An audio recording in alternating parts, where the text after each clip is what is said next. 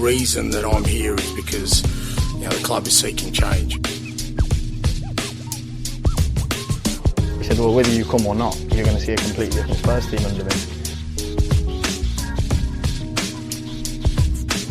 My hope and my desire and what I'm going to try and do is give our supporters hope and belief that we're going to embark on something special. Welcome into the Tottenham Depot. I am your host, Andrew. You can follow me at Aesthetica. You can follow us at Tottenham Depot. This is episode 217. Welcome to the month of February, where for some reason the transfer window is still open. News to me this week, but we are going to talk about that and so much more in the world of Tottenham Hotspur. We've got Scott alongside to do it with. He is at Scott G. Bird. Scott, what's going on, my friend? Chilling. Spent the entire weekend playing SimCity. It's been fantastic. Just building this awesome little city right now. Shout out to my brother Joe for reminding me how great that game is. And if you're on YouTube with us, you can see that I'm back to Spurs in, no longer Spurs out. So it's it's funny what 2 wins can do in the fickle world of modern football, right? We're the treble's on if you look at things objectively. So yeah, that's true. And I noticed you didn't mention Iowa State for reasons that will go unnamed as well, because Spurs are good again. So yeah, well, and Iowa State apparently is not. So there you go. Yeah, exactly. Just move on. Caroline is also here. She is at CG Stefco. Caroline, how are you on this fine Sunday? I'm doing pretty good. I also had no idea that the transfer window had been extended. I guess my concerted effort to spend less time online is actually working because I am way out of the loop. Same. I was in the exact same spot. I thought, okay, well, Friday had come and gone. That was the last day of January. I just assumed we would be able to recap the entirety of the transfer window. Not the case. We will have to do that at a later date, but who knows? Maybe we can actually recap the entire thing because it might be over for Spurs at this point. Who knows? We will certainly find that out. Todd is also with us. He is at TC_Show on X and at the Todd Father on Blue Sky. TC, what is up, my man? Hey, any day, sir, any day that you can get on here and chat to your mates about a professional Premier League victory for Tottenham Hotspur and the signing of an outfield player who is well over the age of 18, it's a good fucking day. These are all things that happened for the first time in about 6 weeks. Yes, Spurs have a Premier League victory, which is will be a delight to talk about because it's not something that I quite expected or understood how it happened. But we will dig into that. Before we do, I want to remind everyone that we are delighted to be partnered up with Digital Spurs. Digital Spurs is artwork that is put to your favorite types of apparel. We're talking about t-shirts, hoodies, sweatshirts, hats, all kinds of different things. Mugs, as you see Todd holding up as well. I'm rocking the Spurs Against Nazis hat today. I know Todd's got his hoodie on. We're all big fans of Digital Spurs. Head on over to digitalspurs.com for your new Tottenham apparel today. Guys, if you don't mind, I would like to go back a few days before we talk about Spurs beating Brentford and Spurs Women, of course, on the other end of things against Manchester United today at the Tottenham Hotspur Stadium. I'd like to go back to Thursday when Spurs got a victory over Elfsborg in the final match day of the Europa League. And this was just a weird but fun match because Spurs dominated it in pretty much every facet except for the scoreline until the end with the help of the academy products. And there was also a return of Mickey van de Ven, which, wow, we're starting to see some health build with the club right now. We're starting to see some players come back from injury. Let's just kind of start. Scott, I want to start where you want to start with this match. I mean, obviously Spurs went into it needing a result of some kind to ensure they were going to be in the top 8. They did get that result. They end up finishing 4th in the group stage. What was your takeaway from this match? And obviously the highlight of it being these 3 brilliant goals scored by academy products. Yeah, the first thing I'll say is that this team Elfsborg, I still laugh every time I think of them because I have them pictured in my head as, Elfsborg, they're sub-Arctic. So I'm thinking Santa's elves, and I just keep picturing like 11 elves just running around the field. So, and for me, they're Keebler elves, man. They're making me cookies after the game. That's perfectly fine. I would side with you there. But that all that to say, probably not the most stifling of competition that we'll come up against, right? But a good result and super happy for the kids. I think, honestly, that's a match where if you look at the 8 matches we were drawn before Europa League kicks off, that's the one you pinpoint and say, I really hope some kids get an opportunity in that match, match day 8. And just so happens they got opportunities and took those opportunities with full force. I couldn't be happier for Dane Scarlett. That dude has fought and clawed to get his opportunities, and he's 20 years old, and there's a lot of talk about will he, won't he. Same conversations happen with a guy named Harry Kane, and I'm not saying that Dane Scarlett will be Harry Kane by any means. That's a really not trying to compare the two, but just saying that I'm super happy for somebody who probably watched a guy like Harry Kane fight and claw for the opportunities to do what he did, and I'm happy for Dane. Never heard of Ajayi before, but one of my favorite players now. What a run, what a finish, and then Mikey Moore. I'll leave that to the rest of the crew before I eat it all up. But yeah, super happy for all 3 of them. It's funny, like Caroline mentioned, like being out of the loop on news, just kind of trying to avoid, the internet writ large, which I think we're all doing to some extent these days. I had no idea Dane Scarlett was back from loan. Same. So when I had no idea either. I legitimately did not, and I saw it. I follow this club like intently. Like I host, I'm not sure if you know, I host a podcast about them, so like I try to pay attention. I did not know Dane Scarlett was back, so when I saw him running onto the pitch, I said, "Is that Dane Scarlett? That's okay, cool. Dane Scarlett's back." We're really just trying shit in this match, because for 70 minutes or so, like, Spurs dominated the ball. They had it all going, and this team, which you're joking about, like Elfsborg, yes, it sounds like something out of a creative team. The majority of the players on this team were extremely stereotypical, like Swedish players. Like it was very, and Bergvall getting like his chance to play against a bunch of his countrymen. Like it was. And they booed him mercilessly too. Yeah. It was extremely Europa League football, but like for it to go the way that it went, I was just, I don't know, Caroline. I was kind of tickled, to be perfectly honest. Yeah, I mean, I do think Elfsborg looked like a team that were in between seasons. They weren't really. Which is another thing that I totally didn't know. Like Sweden just doesn't play its lead. Like I was completely unaware of that too, which was. And I mean, disadvantage to them, to be fair, like that would be kind of tough, being out of practice and then coming into such an important game. But I felt like in the first half, we handled it really professionally. Like it was mostly the senior players kind of, keeping things going. And then I feel like we needed that spark of like youthful energy, for lack of a better term, in the second half. And, credit to Dane. Like I kind of forget that he's still so young because he made his debut so early. Like he's still our all-time youngest player, right? Or is that Alfie Devine? I think Mikey Moore now. Is it Mikey Moore now? Mikey. Isn't it? Oh, true. Yeah, true. Yeah. But the point remains, he's still very young and has lots of time to develop. So I'm glad for him that he was able to kind of put his mark on this match, with a goal and an assist.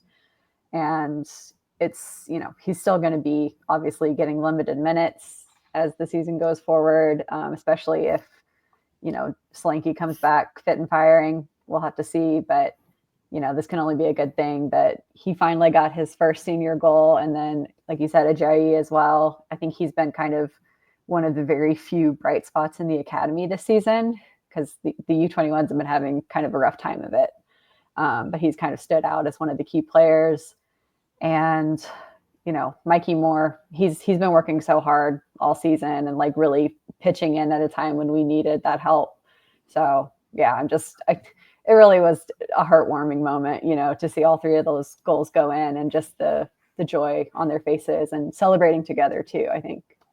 The goal from Mikey Moore made him the youngest English goal scorer in European competition history at 17 years, 172 days old, besting the record of Jimmy Greaves, which I think is just so super awesome and poetic as well, Todd.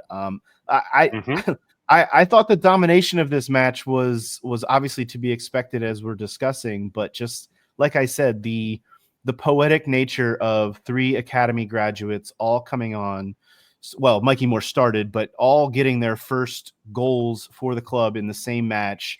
And just, I don't know, like I said, it was poetic. That's the only kind of word I can come up with to describe what we saw on Thursday. And it was needed because Spurs needed that result to get themselves into that top 8. And they, as I said, they end up finishing 4th, which is great.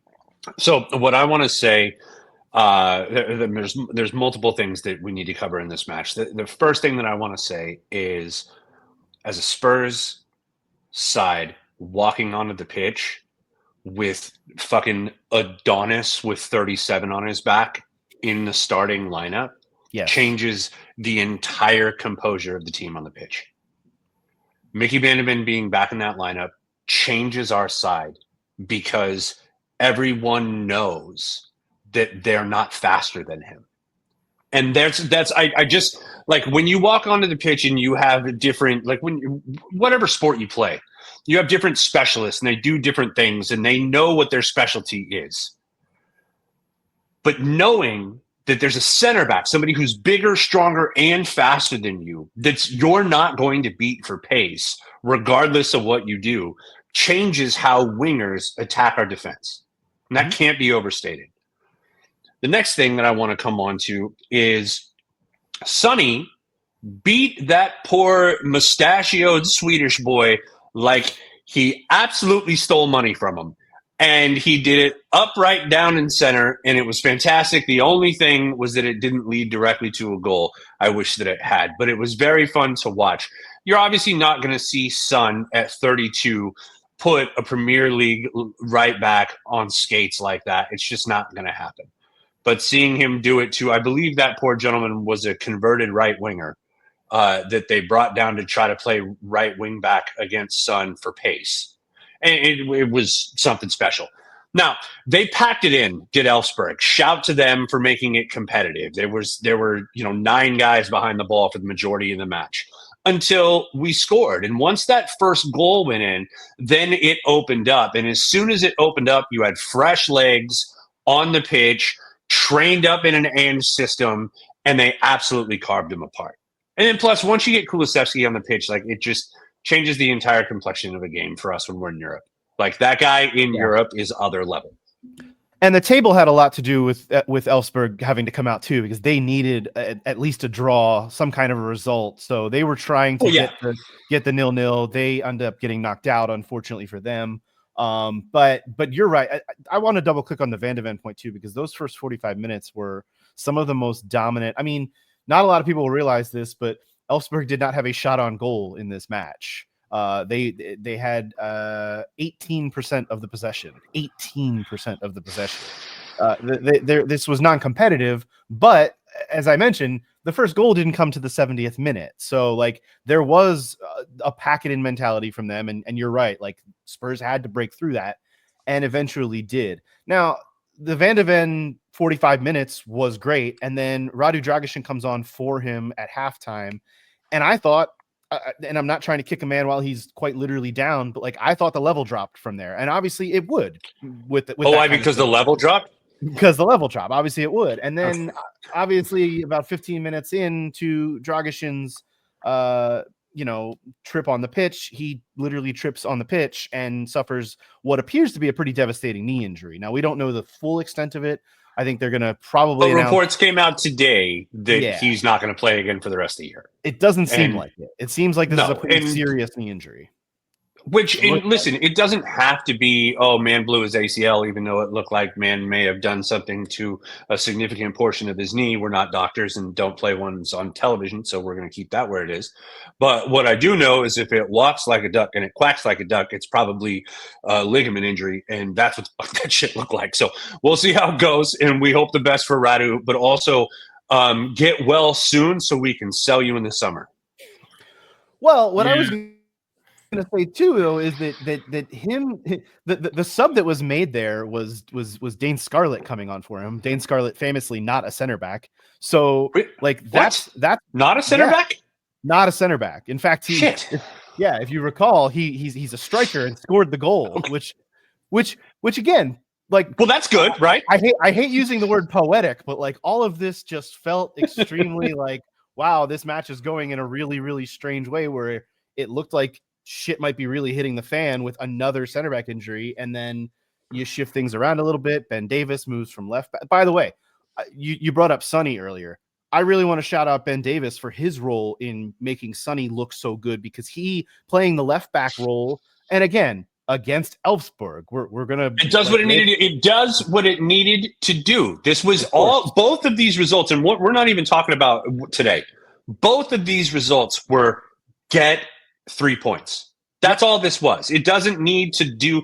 It doesn't need to be anything other than exactly what it was. Now, the one thing that I will say, I want to come back to the poeticism of this whole thing, but we had 2 jobs, which is get the win and get out healthy. And the fact that Radu went down is fucking dog shit, regardless of how bad he is on the ball and passing the ball and playing center back in an inch system. Like, regardless of those things, he's a body that's big and has a top knot, and that's important when you're trying to do the things that we're asking you to do on defense right now. So, anyhow, back to the glory of that Dane Scarlett goal, because it was a great goal. It was perfect timing. You saw him set the run up. You saw him set up the center back. You saw Decky do his patented move to his left foot. They didn't close him out nearly fast enough, and he put it on a platter. But the most poetic thing about that entire sequence was the Dane Scarlett knee slide celebration that said, "I'm back, bitches. Watch this." And I loved every second of it. I am 100% here for it. The Dane Scarlett redemption arc is going to be Harry Kane-esque.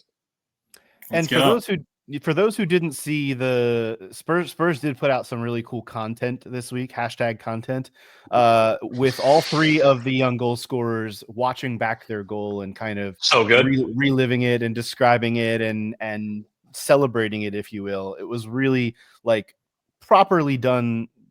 Props to the Spurs social team, because it was like cool to watch those guys and watch it through their eyes, watch that moment through what they saw. So it was really good. Dane had a look of, like, I want to say like disbelief or shock, but like he just didn't know what was going on when he figured out the ball had gone in. Just like kind of like a frozen face, and then all of a sudden he's like, "Oh shit!" and he went and celebrated. But it was a really, really heartwarming moment. I also want to give shout out to Pop Star for filling in a left back really well too in a pinch.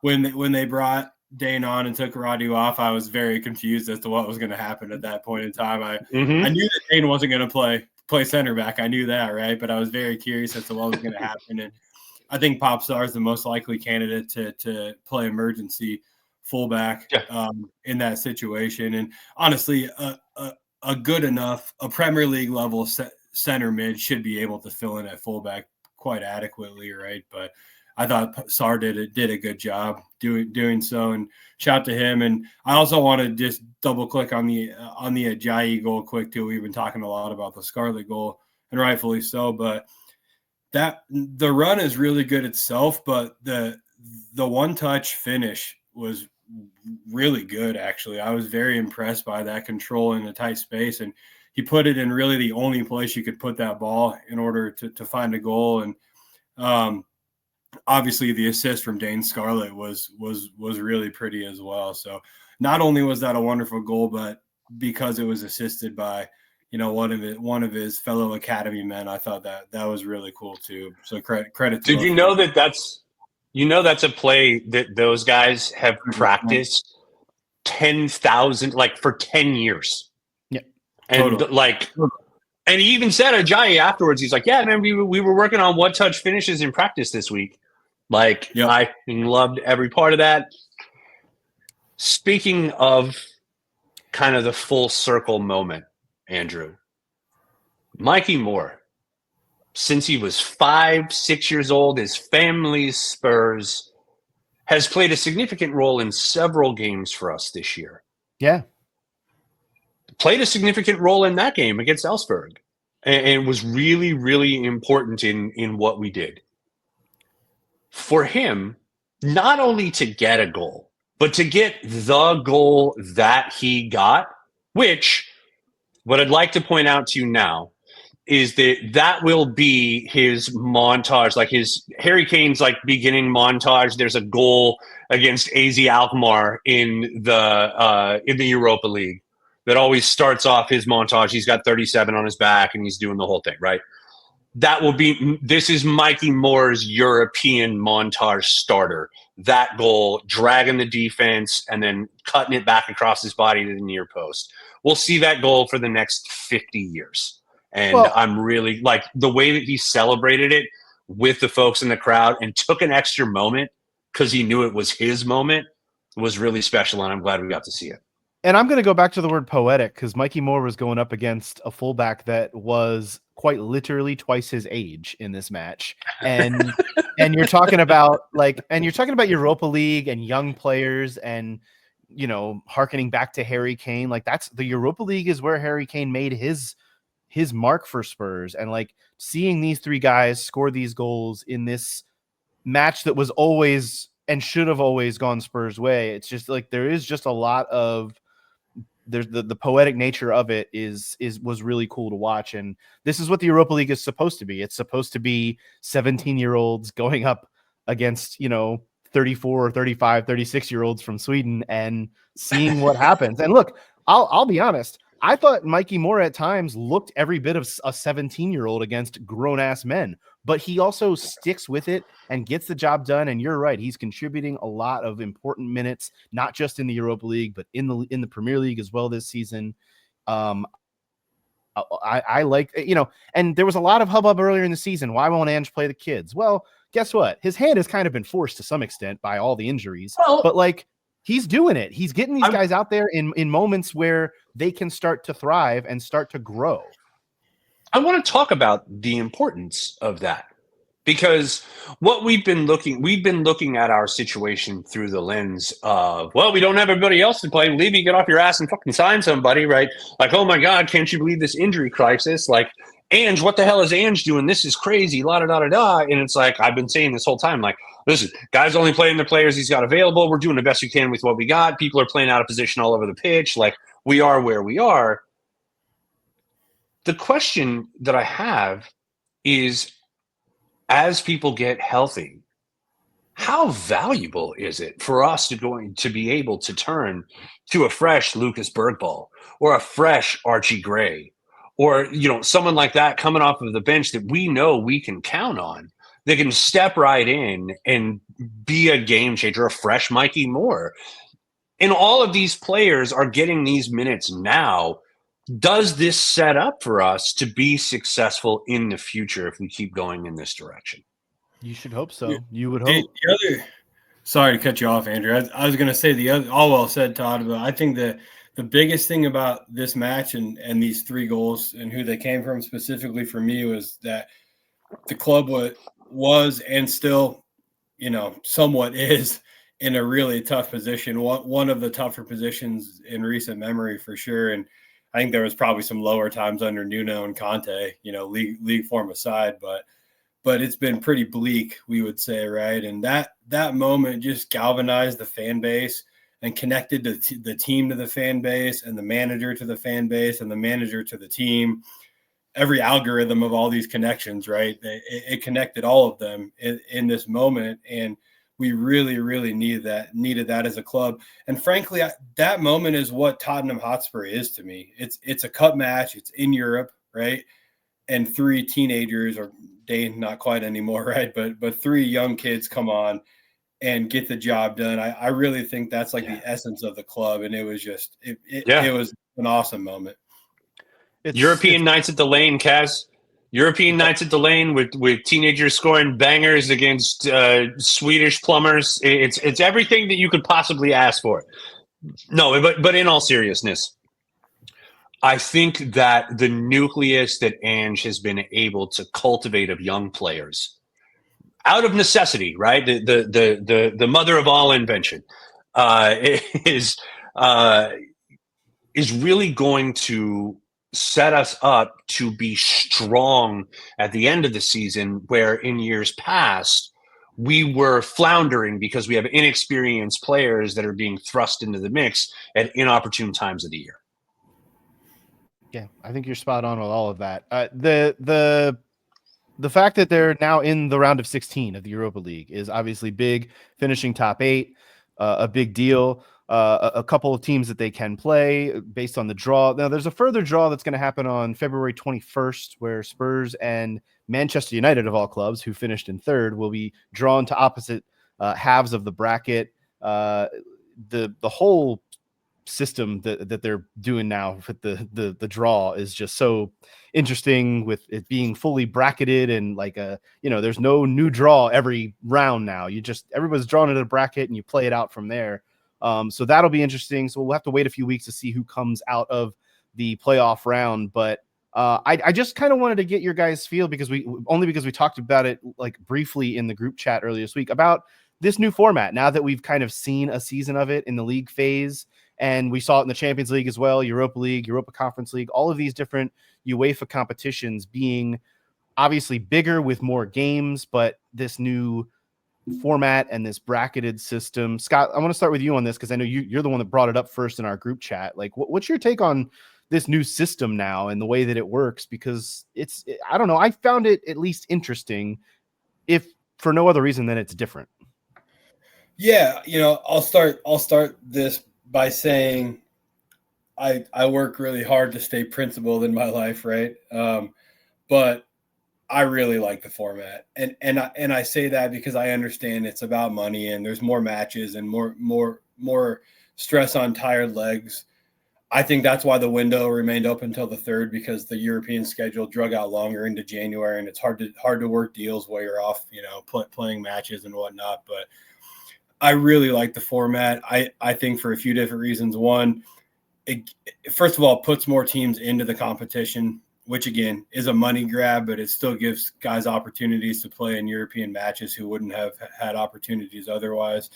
I also think that it just keeps matches more interesting. Each match day is more important, I think, than it had been in past. Typically you get 4, groups of 4, and you pretty much know which 2 of those are going to get through and which 2 aren't. Obviously things don't always work out as they look on paper, but I would say 80% of the time they do in these competitions, right? More specifically, this point to the Champions League, you also don't have a team willing to just settle for 3rd and drop down, right?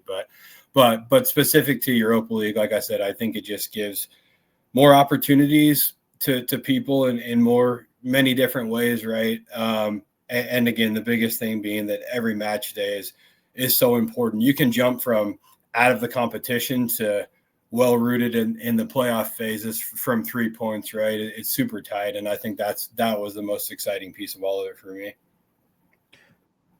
Caroline, I know that you and I kind of share a similar opinion that anything where there's more games added to the schedule is no good, but I also kind of do see some of Scott's points. Like, there is a competitive part of this. Like, Elfsborg, of all teams, were fighting for a spot in the next round down to this last match day in this match. So that did kind of, from a competitive standpoint, made it cool, but the more games is just no bueno. Yeah, I just can't get behind anything that's putting more games into the schedule, frankly, because, I think for a team like Elfsborg, they probably love it. They can handle having the extra games. A team like Tottenham, especially in our injury situation, really can't. And I think we saw the effect of that in our league campaign, alongside these games. Like, it was really suffering because we were, like, as I have said, I believe, a little more focused on the Europa League. So I didn't like it from that perspective. I also just kind of feel like there was nothing wrong with the old format. If it's not broke, don't fix it. And I don't love that it has kind of had this domino effect of altering the transfer window, with these games kind of extending into the new year, whereas before the group stage was wrapped up, before the holidays. So yeah, I just feel like it's caused unnecessary complications, basically. TC, I feel like Tottenham have struggled with more games, obviously, but also because they were somewhat unprepared. I guess bigger teams with deeper squads, no problem. And obviously a team like Elfsborg, who hasn't really played competitively since their season ended in November, no problem for them. But what's your opinion on, you know, the money grab, the more games and all of that, the new format overall? So my favorite part about this new format is the fact that I don't have to see a Champions League team drop down. That's a big plus. You're right. Because every single year, 3 teams usually get hard done by in the Champions League that are really, really, really good teams. And they drop down into the Europa League and they make a stink. Do they win it? Not usually, but they make a stink and they cause problems. And they make, weeks this time of year, right about now, a lot harder than I think that they are for a team like Tottenham that usually finishes in the seeded places in something like this, not necessarily first, but we usually in group play, we do pretty well a lot of the time. And you're positioned in a situation like this where we're seeing Sociedad and AZ Alkmaar and the Danish team that I'm going to butcher the name of if I try it. And I was avoiding that too. Don't worry. Absolutely Olayed the shit out of that. I hit the brakes so hard right now. Midtjylland. Yep. I'm swinging for the fences. We are where we are. And, I'd rather play them than see Inter Milan drop down out of the Champions League. And we're like, oh, shit. We got to see Inter next week. Like, even if I have to go to Galatasaray again, I'm going to go to Galatasaray with a Mickey Van de Ven. And right. And not fucking Fraser Forster in goal, and I think we're gonna be okay. Yeah. So I don't know, man. Like, you asked them more games, and all the way around, I want to say this: we should have been better prepared. We knew we were going to be in 4 competitions, and at the end of last year, going into the summer, talked about the importance of bolstering the squad because we're going to compete in 4 competitions. So, yet again, the fact that we're in the position that we're in right now, where our league campaign suffered because we were prioritizing the other competitions, is because fuck Daniel Levy for not doing his job and properly stacking the cabinet with fucking usable players. So instead of bringing children along, it feels a little weird when you look around and you're like, oh, like you're legitimately thinking about winter formal right now, way more than you're thinking about fucking playing Liverpool. And it's like, good for you. That's where you should be. You're 16. Come on. So all things considered, we talked at the very beginning of this year, jokingly, hey, I don't give a fuck if we get 15th. If we win a cup or 2, I'm going to be elated and help build the Statue of Ange outside of the new lane. And I'm still on that train, right? With the points that we're going to come on to talking about right now, like we're safe in the league for the most part. Like we're on a trajectory to be safe in the league, and I feel good about that. And if we continue our focus on these cups for the rest of the season and just motor on to like a 12th place finish, I could give 0 fucks. I'm so elated. So all the games considered, I feel this format gives a team like Tottenham the best opportunity to win a trophy as opposed to the former format.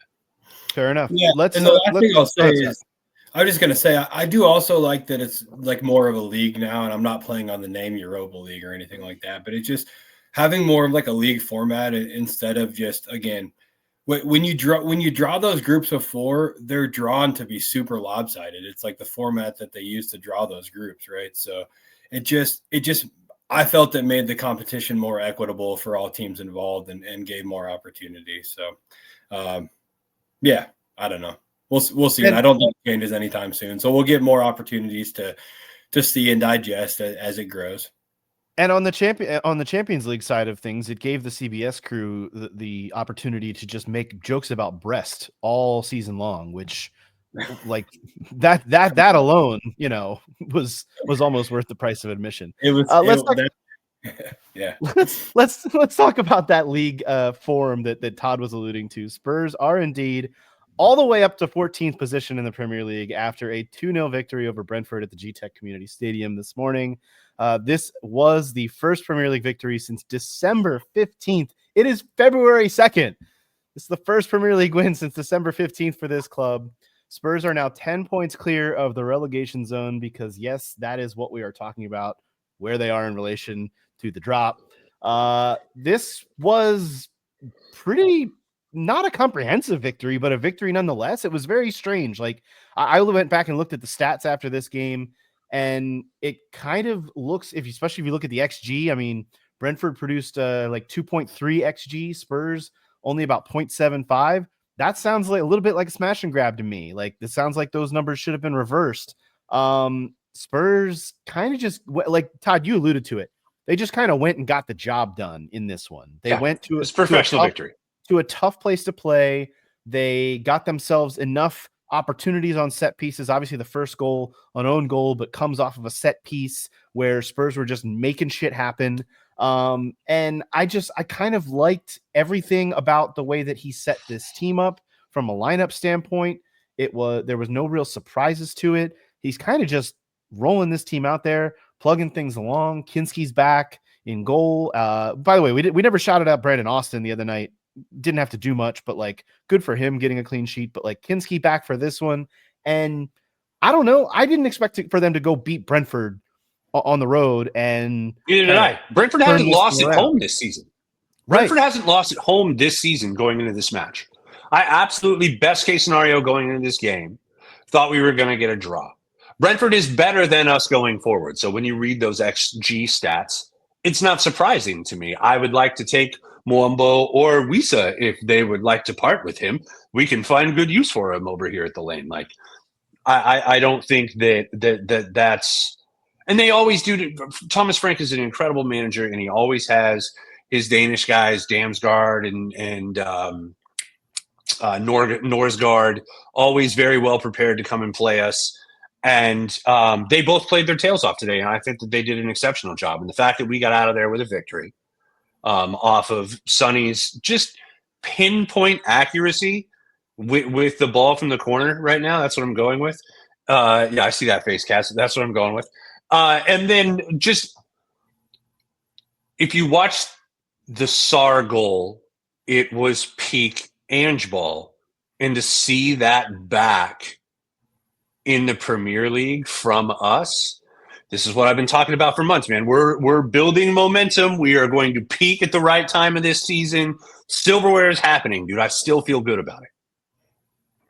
Yeah, Brentford's only other losses this season at home were to Nottingham Forest, Arsenal, and Liverpool, who are right at the top of the table. So, like, that's what we're talking about. Like, that's what Spurs just went and did. It's a tough place to play. They did also lose in the FA Cup to Plymouth at home, but like Brentford are a team to me that almost play Spurs in the way that Wolves play them at times. Like Wolves have been a bogey team for Spurs over the years, and I feel like Brentford, the results there are always just a little bit tricky. They're a plucky team. We know Thomas Frank sets that team up really well, and for Spurs to go do what they did this morning, Scott, I was just like, wow, okay. Like I don't know if I'm reacting because I hadn't seen this team win a game in the league in 6 weeks plus, or if I'm genuinely just like surprised at how well they put things together, especially when it comes to the second goal, which I want to talk about because that thing was just a piece of beauty. But even the defending, like they defended solidly. They knew they were going to face a lot. Brentford have some really, really good attackers on their team, and they just kind of dealt with all of it. Yeah, team was great today. I give a ton of credit to Ange. I think Thomas Frank's a very good manager, right? I think Brentford has survived in the league as long as they had and done well, more than survived, right? They've been competitive in the last 4 years since they came up, and I think that's because Thomas Frank manages really well against every opponent individually, right? They're flexible tactically. Today, I think Thomas Frank was okay having the ball, but if you look at the way they defended, they were prepared to block and counter for sure. And rightfully so, because Ange has shown time and time again, that's how you beat Ange right now, right?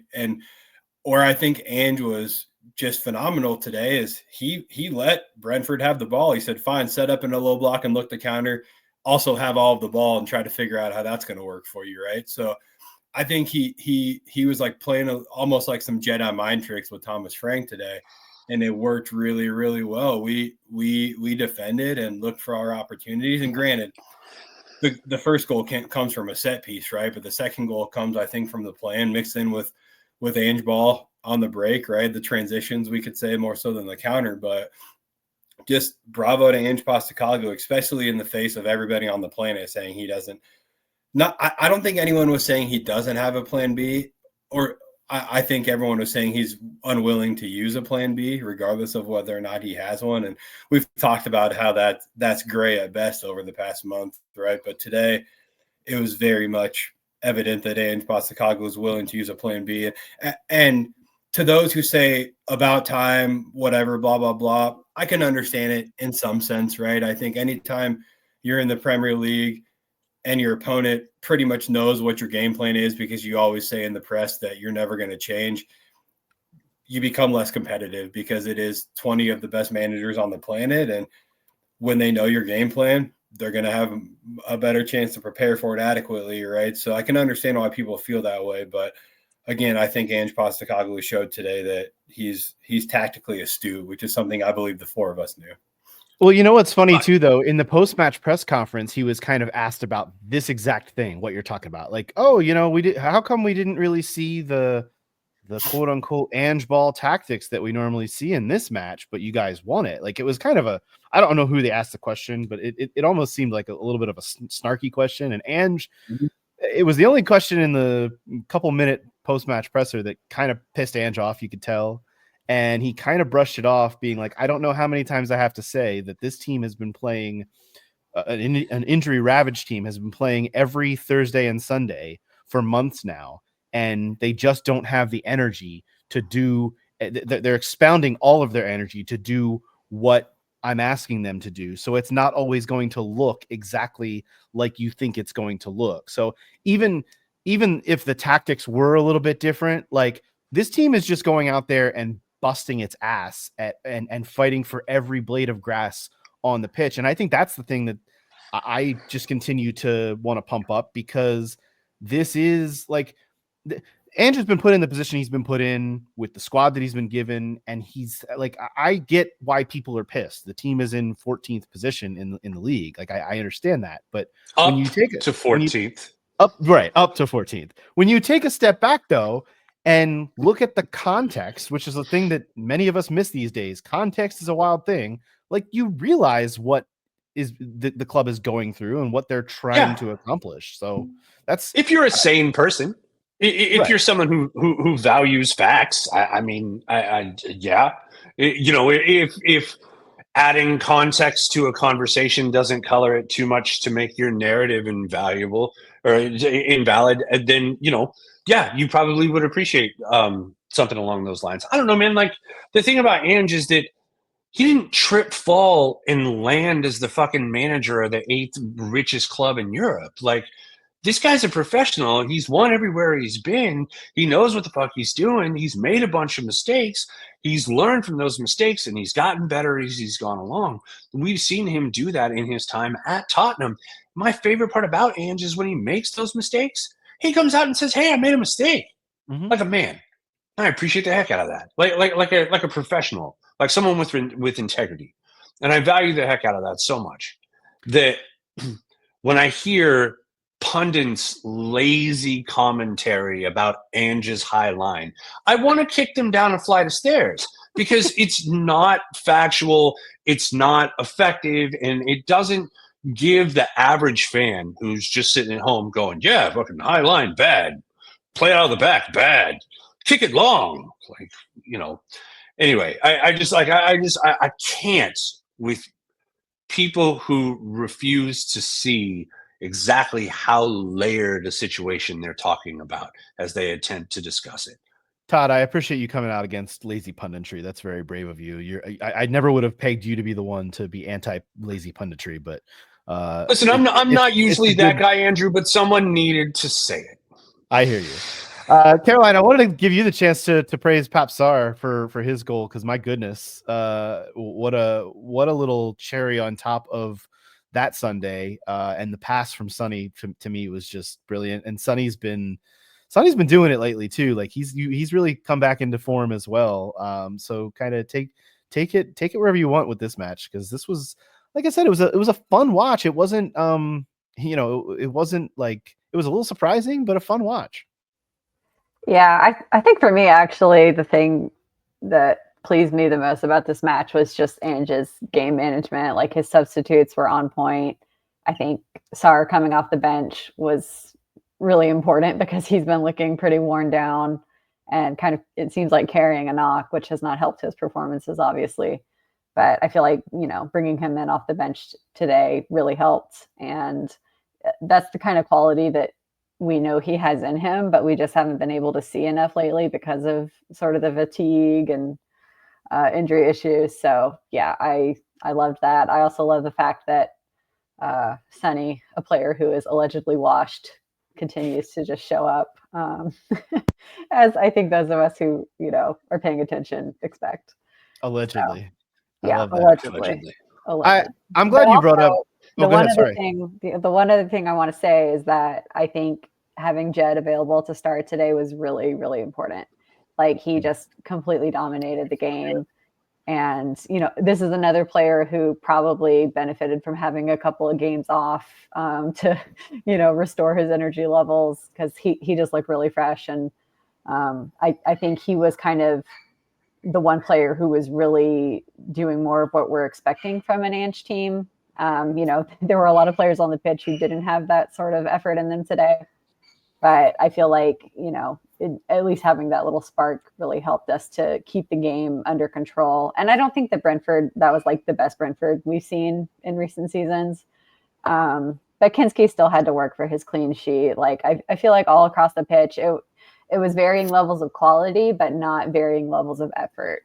It was everybody rowing the boat, like right. in the same direction, which I think is really important. I'm glad you brought up Ange's game management, but also his man management at this point of the season, because I wrote this down actually after the Europa League victory the other night, in saying that I think that Ange deserves a lot of credit for getting that team into the top 8 in the Europa League and getting, not having to deal with the playoff.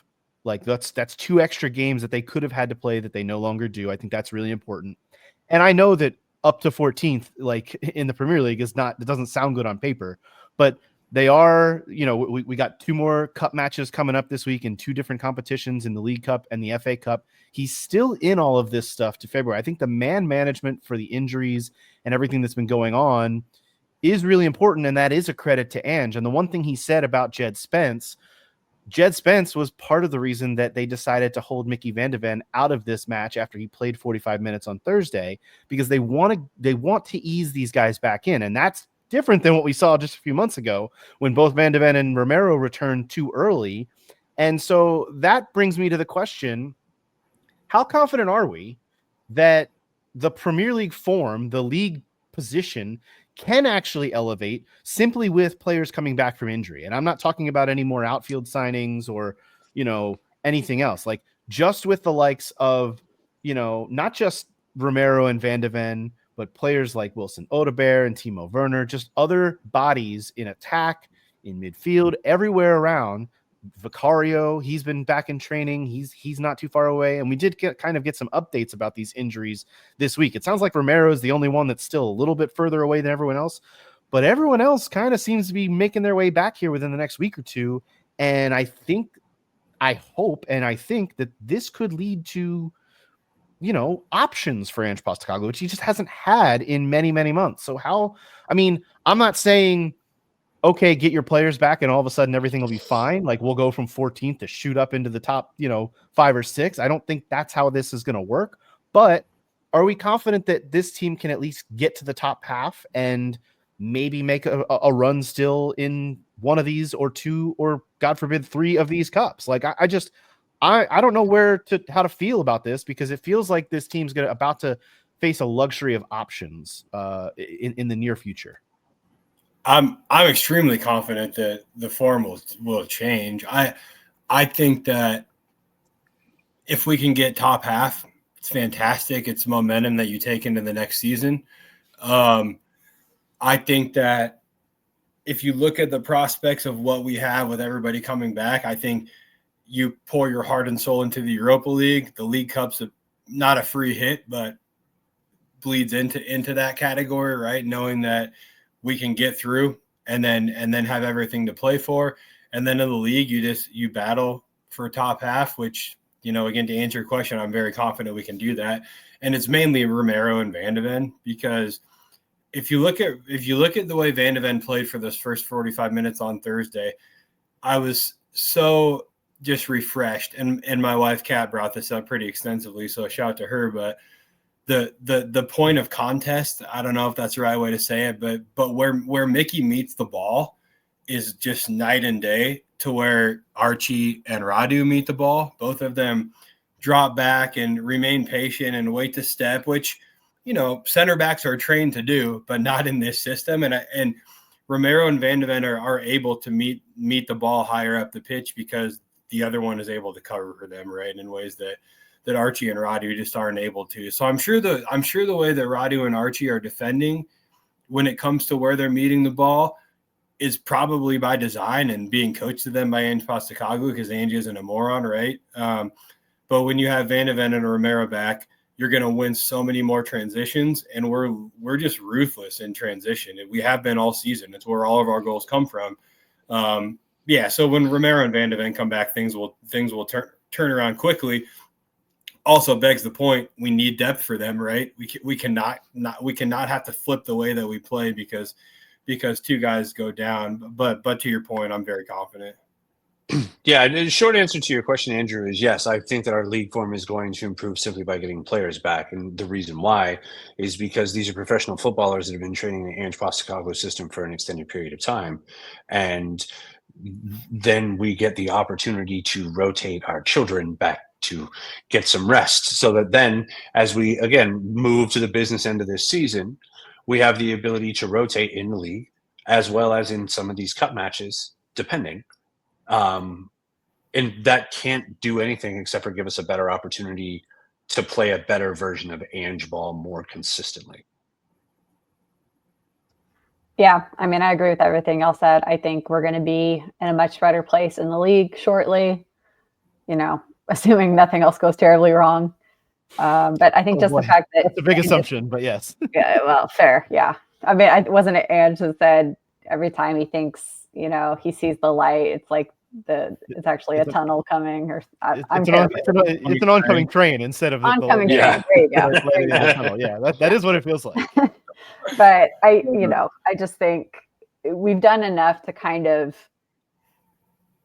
tread water, I guess, in the league while not sacrificing any of the cups. And I feel pretty confident in saying that we're reaching at least one final in the cups this season. Let's go. Or more. We'll see. But I just think it was really important that we didn't do too much damage in the league. And, it got close. It got kind of scary there for a minute, but I think we're going to be okay. And, in the meantime, we're still in a really good place in the cup. So that was really the most important thing. Yeah, and of course the opportunity to get to one of those finals will come up Thursday, because it's a trip to Anfield in the second leg of the Carabao Cup, and then holy shit.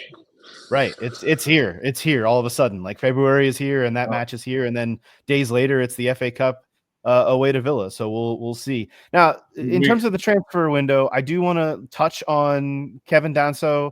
Spurs have signed the center back from the French side Lens. I don't know. It's a body. It's another defender. Obviously, I think the injury to Radu Dragusin accelerated the need for this to happen, but we may have more transfers to talk about, so I don't want to put a rubber stamp on the window. The other thing Spurs did this week was they moved Will Lancashire and Youngmin Hyuk out on loans, which I thought, okay, that's good, because those guys they haven't been playing and aren't going to be playing much, especially with all of these other bodies, these more senior bodies coming back into the fold. So TC, I can tell you're chomping at the bit to talk about these moves. Oh man, hold me close, Tiny Dancer. I'll tell you what, I could not be happier that we brought this guy in. I actually like him better than Tomori, who was the other center back that we were linked with. One, because Tomori is a former Chelsea guy, and fuck that. And also, what Kevin Danso does exceptionally well, this is a ball-playing, like, progressive center back. So it fits perfectly in that and system to do those types of things. He also, like, when you look at the overlay of, like, Mickey Van de Ven, Christian Romero, and Kevin Danso, like, they all cover a large part of the same area, but have different strengths. And Kevin's strength is his ability to play progressive passes from the back line, which is exactly what the fuck the Ange system is looking for and has been crying out for since Romero has been injured. So super excited about that. The other thing is he came in for, I don't know, 15 million cheaper, which is awesome because that gives us and the other thing about him, he trained Milton Keynes, right? So he's always like he grew up in the shadow and like everybody was a fan of a Premier League club. And so he didn't come right out and say he was Spurs, but he said he always dreamed of playing for a big Premier League side, and Spurs is definitely that. So to get that coming on with the experience that he had on loan at Southampton, so he's been in the Prem before, like he understands what this is going to look like. He cut his teeth in the French and the German leagues, and like, is he a flashy signing? Absolutely not. But neither was Dominic Solanke. However, it's hard to argue that Dominic Solanke was not the best striker for the Ange system. I liken this Kevin Danso deal to that. In terms of Youngmin Hyuk and Will Langsher going out on loan, I think where they went says a lot. So Will Langsher, West Bromwich, I'm gone. I'm headed up to be a baggy, like I'm off. And I think that what that's about is to go get, honestly, to file his teeth down in the championship. It's a high level too. Yeah, it's a high level. It's fast. It's physical. There are grown men professionals that is their living, right? And you're going to have to earn every goal you get down there. It's not like that move is where guys like Alfie Devine and Dane Scarlett really struggled to like see their quality shine through against pros, is in the bog at Stoke on a Tuesday, right? So like we'll see how Will does. Now Will, despite his age, is shaped like a man, and he has the ability to learn some things up there to turn himself into a proper number 9. So I'm excited for him.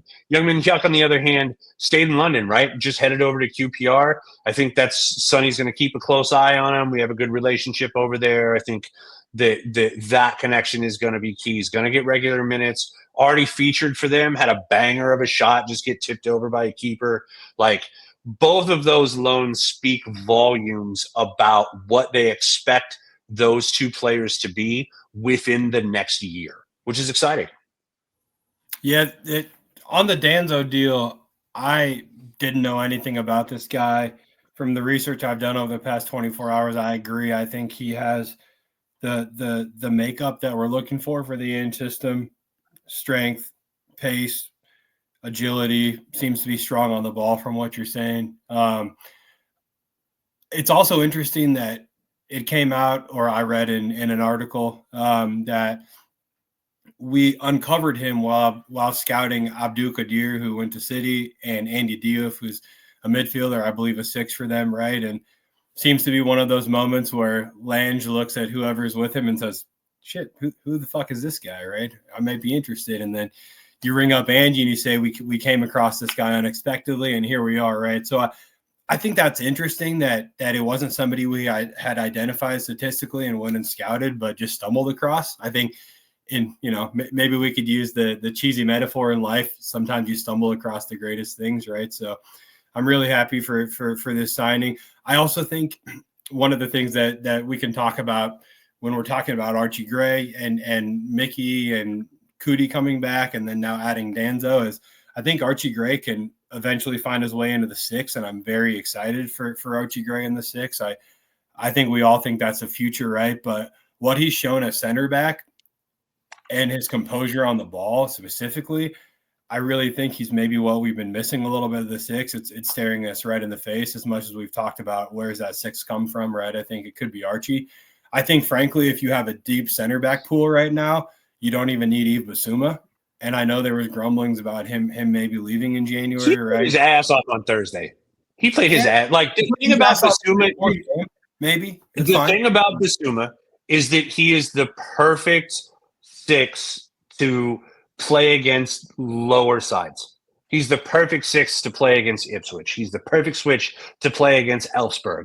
Like, when he can, like, the difference in quality when Yves Bissouma is playing lesser competition is vast. He, like, pops up a couple of levels. However, shout out to Lolo for the effort, for the shift that he put in today. That guy played his tail off. So Basuma's like me. Like, when I rock up to pickup, I'm like, oh, I'm going to smoke everybody. And then when I go to my league game, I'm just like, oh, I don't know if I'm quite up to snuff today. That's actually the best comparison you've made. I think you're right on there. Yeah. Yep. So, but honestly, the other thing that I'll say, and I'm going to derail us for a second. I'm sorry, Andrew, but when we were talking about Spence earlier, there was something I wanted to share. It's from an article that came out based on the press conference. It was ESPN. And this is a Postecoglou quote. It says, when asked about the performance of Spence, Postecoglou added, he's been outstanding since he's come into the team. He had to bide his time. It's fair to say we needed Jed to be really patient and also just mature a little bit. And I think he has. And once he got into the team, he's looked fantastic. He was important for us today. I think we'd missed him the last couple of games. He's one of those defenders that loves the challenge of taking on the elite in the Premier League wingers. There's some outstanding ones, and Brian Mbeumo is right up there, especially here. You can see that he loves that challenge. So, first of all, pat myself on the back because I've been talking about Mbeumo for months, right? And Andrew agrees with me. But you know, all jokes aside, I really think that quote is super important because we need guys who like froth at the mouth when they get those opportunities to take on the best of the best. And Jed was fucking fantastic today. He looks so confident in what he's doing. So again, sorry to derail us. No, he was. I believe he was the man of the match. I think he won the man of the match. He was the man of the match, and he well deserved it, Andrew. And he's going to absolutely body Salah on Thursday. Can't wait. Yep. Here's hoping. We don't know. Again, the transfer window mysteriously still open through tomorrow at some point. So we'll kind of wrap up the window next week, but we can wrap up the women's window because that's done and dusted. Spurs, Caroline just sunk her head for those not watching on the YouTube. Spurs women did make some signings this January, 3 of them, in fact, but they are also not going to win a cup this year. They're not even going to make a cup final like they did last year. They've been knocked out now of both cups. Midweek, an FA Cup defeat to Everton, 2-0. And then, you know, we could talk too about this league match that was held today at the Tottenham Hotspur Stadium, a 1-0 defeat to Manchester United, which feels a little unjust because I don't think Manchester United were very good, but they still got the job done. But I do want to start with the transfers because it kind of looks, Caroline, like this team is just signing players that Robert Villeham knows about from Sweden at this point. Like, that's kind of all they're doing. And that is, I don't think, a very successful strategy to compete in the WSL at this point. Well, I was going to joke that it was good I had myself on mute because I was doing a lot of groaning and growling, but you just did it for me. So thank you. Yeah, I didn't even mean to. It was like, it was involuntary groaning and growling. But yeah, that's kind of where we are. Yeah, I mean, it's, you know, I understand that we have to be, I guess realistic about how much like purchasing power we have in the market compared to some of the other teams. Like it's easy to say, oh gosh, why aren't we out there signing Naomi Girma? Well, that probably wasn't ever realistic, like at this juncture for the club. But I do think there is still more we could be doing, like basic scouting to start with. And I know we talked about having any kind of a scouting department. Right. And I know we talked, I think it was like maybe 2 or 3 episodes back about the fact that the club is going to be hiring a sporting director for the women's team, which is way overdue and obviously too late for this window. And, you know, it bore out with the kind of signings that we made, which are just players that have played for Robert before. And in the case of Lisa Kopp, you know, a goalkeeper who I'm not going to rule her out and say she can't improve, but is not exactly a young player anymore, and certainly is a backup, or was a backup both at club and country before she signed with us. So I just think it really speaks to the ambition of the club at the moment, and it's disappointing from that aspect. And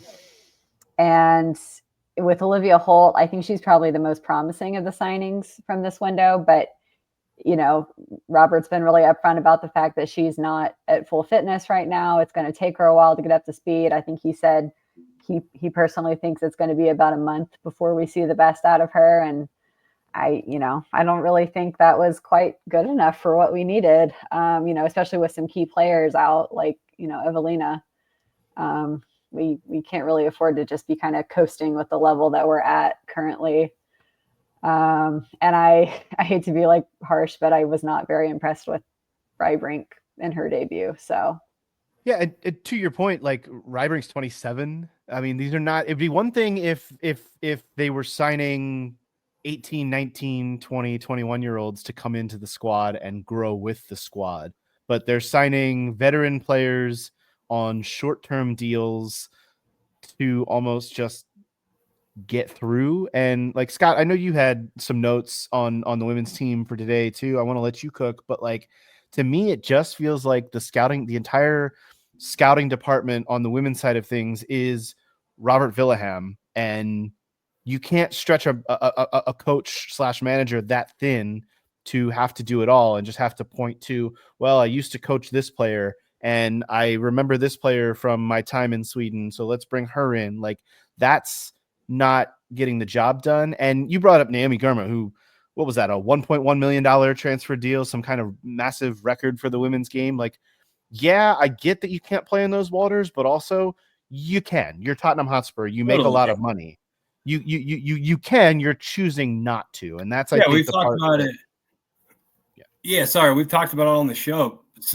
You could easily break women's football if you're Tottenham Hotspur. And I say that in the manner that I think you all understand. I'm not advocating for breaking the game, right? But it would be very easy to just set the world on fire from WOSO perspective, right? If you're Tottenham Hotspur with all this cash, but just so happens that we all know how that works at this club, right? We reportedly haggled over $5 million for Danzo all month, is what I read today. And that just tells me you're a club that's more worried about your profit and loss sheet than winning trophies, right? It's very cut and dry. So it's not a surprise that we see the same thing on the women's side. But today was very disappointing, without a doubt. The first thing that sticks out is how woeful we were trying to play out the back. And at some point, we're going to have to just swallow our pride there probably and figure that out, right? I know Martha made 2 really dodgy back passes, and she was put under pressure because we're trying to play out the back in a manner that we're probably not up to snuff when it comes to doing so. But both of them were really rough. Ash one time was trying to play out the back and put the ball right at the top of the 18 when she had it on the touchline. I don't remember who it fell to. It might have been Millard, but I can't recall. Just those types of things can't be happening. Both fullbacks were really rough. I know I had my head down making a salad when they scored their goal, and Caroline had mentioned that Ash needed to do better. And when I finally saw the replay, I couldn't have agreed more. Nilden had a tough time positionally today too. I think I'm curious, because I think Claire looked a little bit better in the first half until circa 45 minutes when she almost cost us trying to play out the back as well. But Caroline, do you think the defensive issues I mean, it's obviously the back line in general, right? But are the fullbacks really costing us right now, do you think?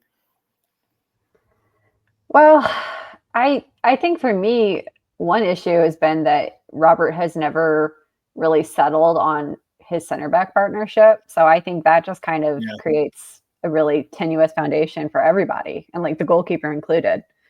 She can't form those relationships if they're not there.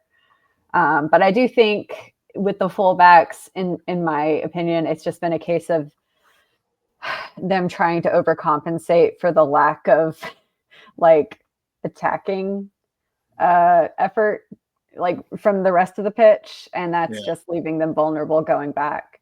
Because, you know, even the commentator today, like, I know I shit on the WSL commentators all the time, but he did make the obvious observation that Beth England was, you know, in our defensive third for, you know, Yeah. more than half of the game. Because, and I think that was really just her natural, like, desire to kind of take responsibility herself. Like, she feels like she has to come back and try to get things going, you know, like regain possession.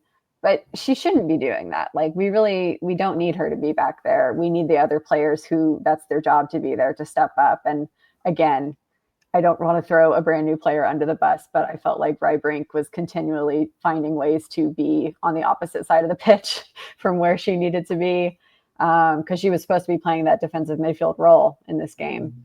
And it's tough, you know, on your debut in a new league, but at the same time, like positionally, like you said, we were all over the place, and it was, you know, United didn't have to be good today. Like we didn't make it hard for them. Yeah.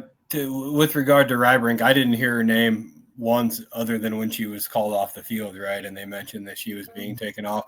I also deleted Twitter like a month ago from my phone, so did not even know we had a person named Rybrink until I watched the match today. It's very interesting. Like if you're only using major media outlets as your source of news in soccer, obviously women's soccer doesn't get a lick of coverage, right? And I'm not seeing a lot of these things, so. But it was interesting that you bring up the point about her positioning, because I think the reason why Martha cost us a couple of times, or almost did, playing out the back, is she was playing in a CDM role because there was a gaping hole there. And I presume Martha's pseudo 10 in this system, right? But she was dropping back quite a bit and looking honestly positionally like a CDM today. And that's probably on Rybrink. So yeah, a lot of kinks that need worked out, but ultimately we just looked like a team that didn't really belong on the pitch with the team that we were up against. And that was just unfortunate. And I feel for Beth too, because Beth was and is, excuse me, always so vocal and directing traffic and trying to get things clicking around her. And she just looks super frustrated, and I can't blame her for that at all. Well, and when you bring up Beth England, like Caroline, I think you have the quote handy. I'll let you get it, but like Robert Villaham brought up why Beth England didn't play at midweek, and these are the kinds of decisions that are a little puzzling to me, because you're trying to go win something, and like he just decided not to play her at midweek. And I get that you want her fresh for the weekend match against United, but like I don't know, that was confusing to me, for one. Yeah, I was actually thinking of a quote from today's post game, but I'm glad you brought that up, because that one also really frustrated me.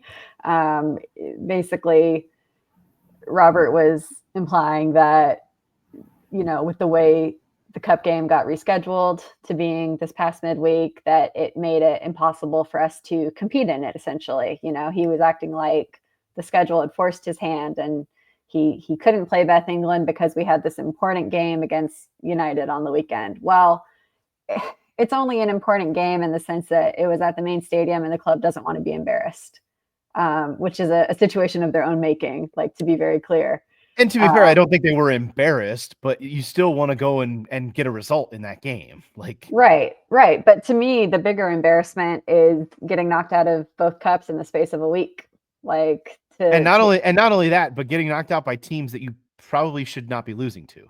Precisely. Yeah. To go out at the hands of West Ham and Everton, teams that we have beaten previously this season, even, that it's just not a good look. And I can't imagine that Beth herself was very happy at being left out of a knockout cup match, you know, because I don't think that really would fit with her personality. Like, she wants to take ownership of this team, and she has.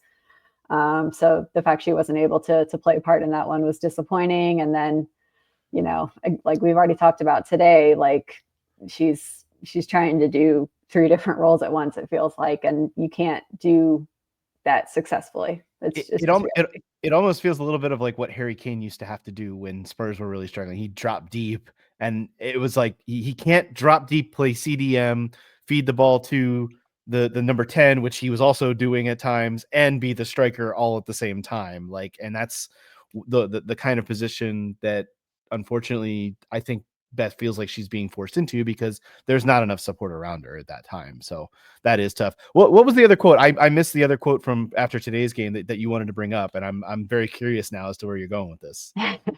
Yeah. So today after the game, he said, "You need to remind yourself that if you think you are going to dominate against the best teams in the league, we are not there yet. I saw some details where I feel like we are taking steps. It's only 1-0 and they only had 2 shots on target."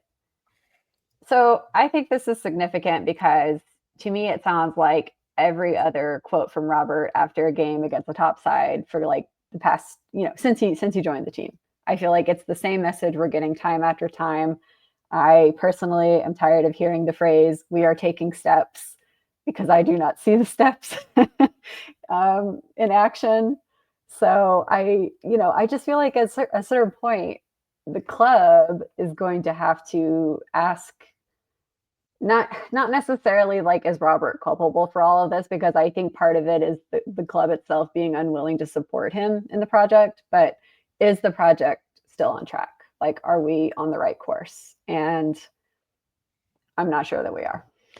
Well, how much parity in project is there with the men's side, Caroline, where it's like if you're judging Robert's project by the players that are available to him, but they're not the right players available to him, like, is the project really being fairly judged?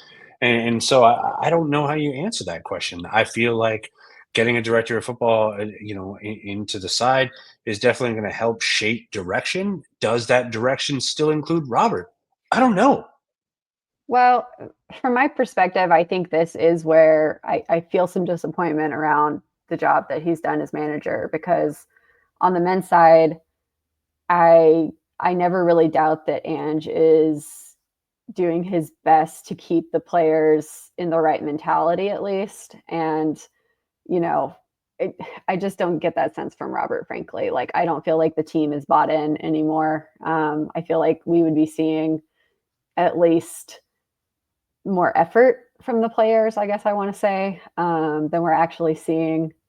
And yeah, I don't know if he's the right person anymore to get that last 10% that we need out of them.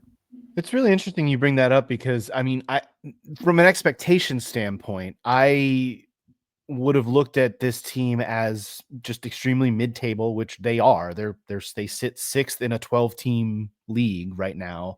And I would not have expected them to go and win a cup.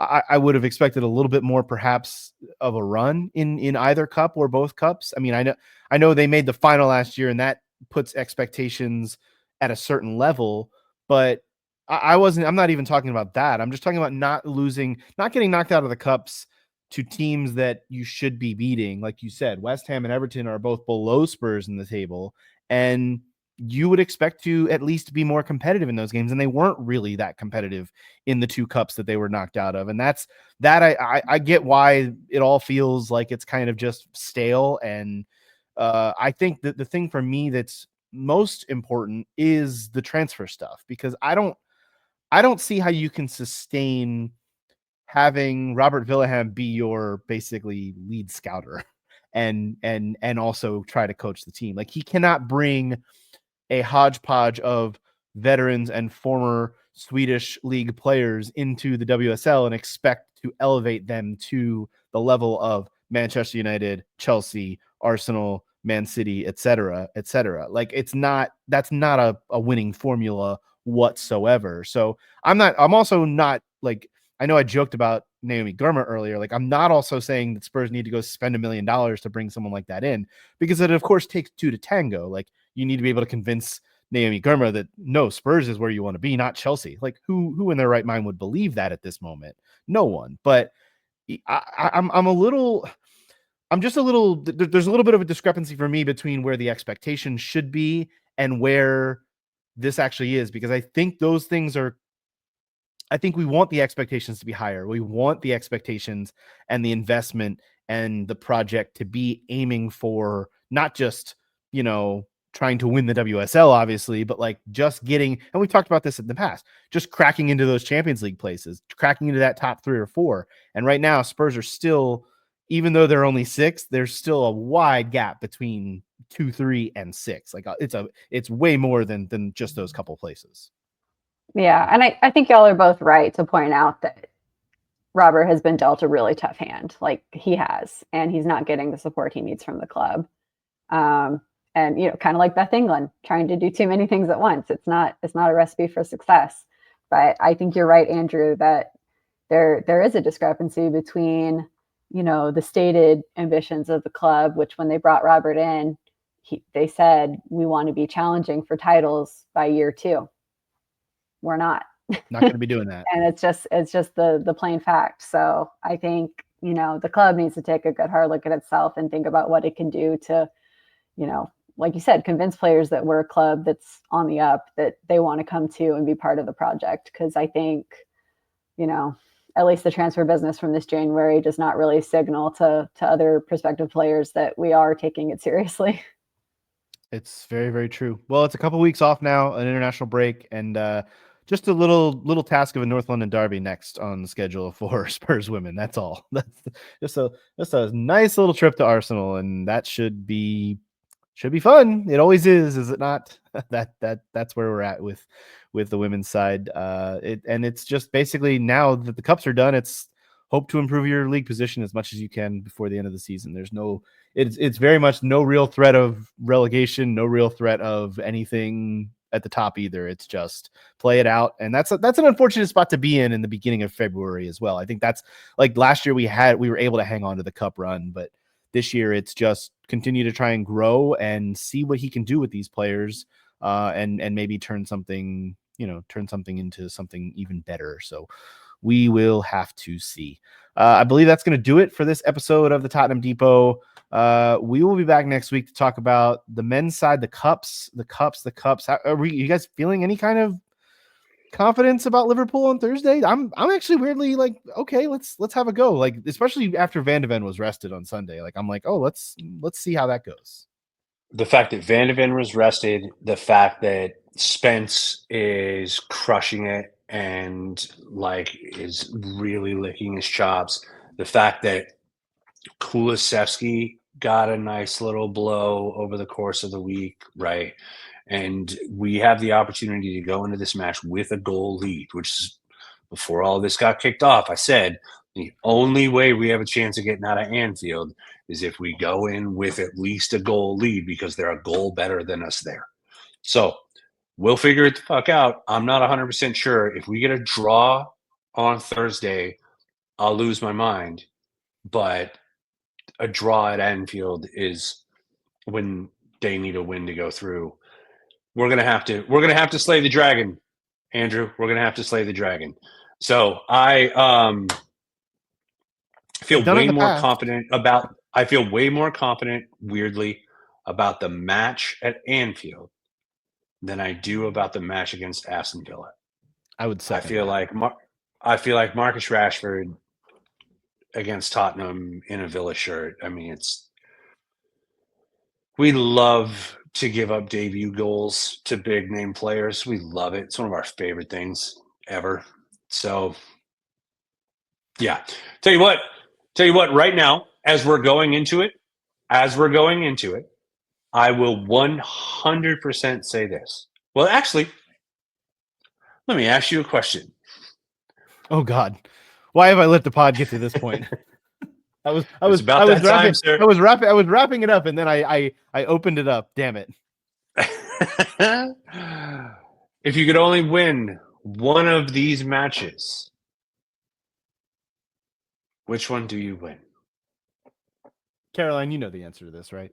It's got to be the Liverpool game, just because then we're literally in a final, and I just feel like the momentum is on our side at that point, and we win that final. So it's an easy. And it could be against Arsenal, which would be so much sweeter. Glorious. Yep. It could be.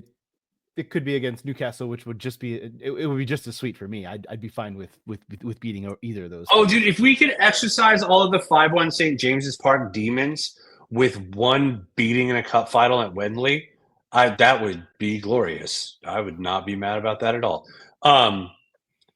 Yeah, it's the Liverpool match. I just want a cup. I just want that monkey gone, and I just want it to be done and over with, and so we can have a legacy that's Sonny's legacy that we could build on.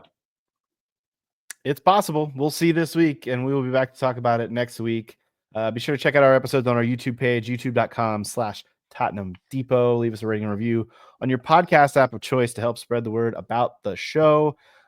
For Todd, who can be found at TC_Show on X or at the Todd Father on Blue Sky.